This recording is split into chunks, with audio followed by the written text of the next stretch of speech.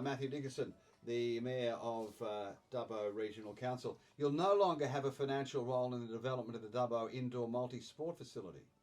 That was taken away some time ago. I don't think that's a recent development. Is that right? Yeah. I just got a note overnight to say, can you ask him about that? Yeah, no, that was probably a year or more ago. Really?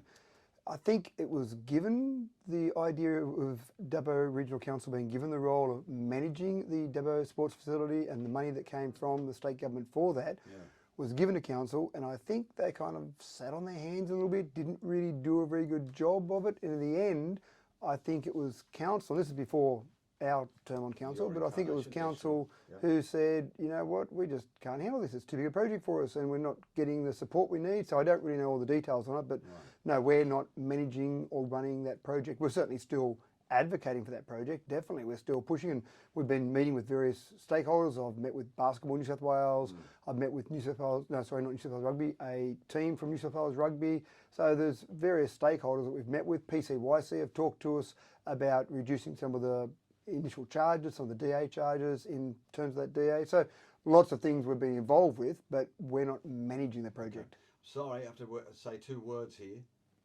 and you know what will happen. Regan Park, when are we going to be free of this thing? What's about Regan Park? Is something happening down there? Are you getting submissions in? Yeah, we're getting people doing online surveys. So they started off yesterday, consultations. So we had a consultation at Victoria Park yesterday morning, and then another one last night. You've got a Barbie tomorrow, haven't you? We've got a Barbie tomorrow down at 10 o'clock at Regan Park itself. So there's more public consultations to come. What are those who turn up saying to you, man? So I went along to the one yesterday morning, and there were about 20, I think I counted 29 people in the room, excluding the consultants, obviously, just people coming from the community. And there were a variety of different opinions in the room there. Some of the stuff we've heard before about it's pristine area, please don't touch it. But again, it's the whole idea of this.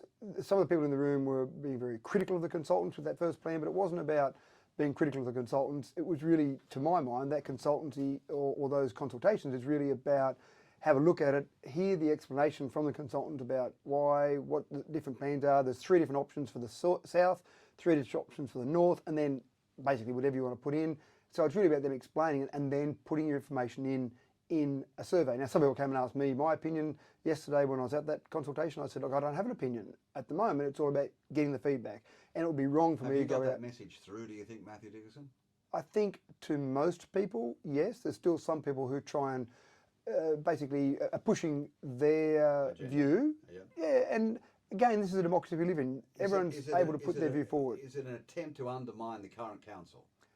It's certainly an attempt. Read that. I'm reading a lot of that. I'm getting mail that says the behaviour of current council, they said they were going to be transparent. I don't think they are.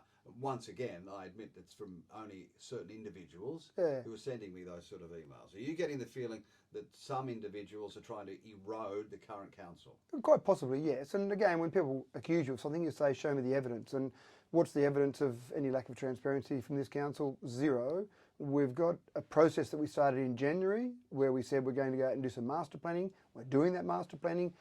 The blank sheet of paper, I mean, one person yesterday talked about it and said, well, you've talked about, this is the consultant, you've talked about a golf driving range there. Well, that would be silly. Why didn't council tell you not to put a golf driving range there? And my comment to that was, well, we didn't tell the consultants anything. We said to the consultants, here's a blank sheet of paper. You put whatever ideas you want in there. A golf driving range may be terrible, may be fantastic, but we didn't give any of that information. And it would be wrong if we said no golf driving range, then every golfer would say, well, why did you exclude us? Okay, let's say you get 25 submissions for ideas for Regan Park. Who will make the final decision?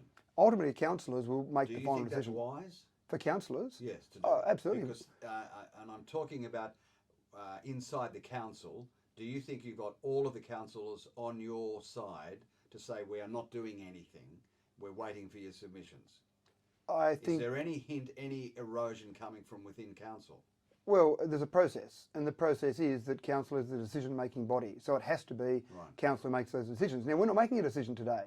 There's a process, and that process is a long way from being finished. That process won't be finished till next year, and there's so many steps. Does it eventually go to the CEO to make the final decision? Or no. The decision-making hands in a council meeting. Correct. The decision-making body for council is the group of councillors. So when people say, "Oh, staff told me to do that," or "Staff went that way," no, that's wrong. The decision-making body of council is 10 people sitting around a room, and a majority of those have to put their hand up. And that's, I mean, all these accusations of secret deals, you would have to have 6 councillors, you would have to have some way corrupted 6 councillors. I don't want to go back to 6-5. Don't give me a 6-5. Well, you won't get 6-5 now because you only got 10 councillors, but there's no way that I could corrupt a process or any one individual could corrupt a process because I'm one councillor. I get 1 vote. So if I've done some secret deal, then, gee, it wasn't very smart of that person doing the secret deal with me because I've only got 1 vote. So it'll be a majority of councillors with a show of hands. When? Oh, sometime next year. We've got so many steps to go, Richard. Emphasise that. Long time. But can I emphasise, get your submission in online, go and visit a consultation, basically get your information in on what you want there. And park tomorrow, Regan Park? Regan Park at 10 a.m. 10. Even might get a free snag if you come along. And if it's cooked by you, it'll be a burnt offering. Don't get it cooked by me. No, don't get it. But there it is. Once again, I don't know how long we have to talk about this. Matthew Dickerson, I appreciate your time. You can go now. It's 8 o'clock. Thank you.